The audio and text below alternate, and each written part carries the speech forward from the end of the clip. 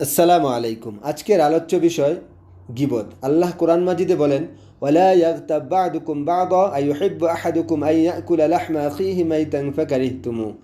আর তোমরা কেউ কারো গীবত করো না। তোমরা কি কেউ আপন মৃত ভাইয়ের গোশত খাওয়া পছন্দ করবে? একে তোমরা অবশ্যই ঘৃণা করবে।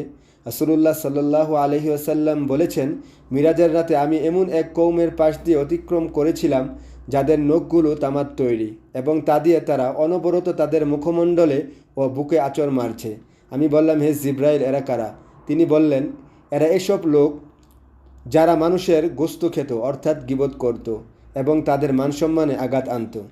গীবতের ক্ষতিসমূহ: গীবতকারীর দোয়া কবুল হয় না, আমলনামা হতে নেকি হ্রাস পায়, আমলনামায় পাপ বৃদ্ধি পায়, নেক আমল কবুল হয় না, বিশ্বস্ততা নষ্ট হয়, গীবত শুনলে মনে ক্রোধ বা ক্ষোভ জমা হয়, আল্লাহ ও তার রাসূলের সাথে বিদ্রোহ করা হয়, মুসলমানদের সাথে জুলুম করা হয়, মানুষ অত্যাধিক গীবত করলে মুনাফেকে পরিণত হয়, কবরে অত্যাধিক আযাব হয়, কিয়ামতে দুঃখ বুক বাড়বে, বিচারের দিনে হিসাব কঠিন হবে।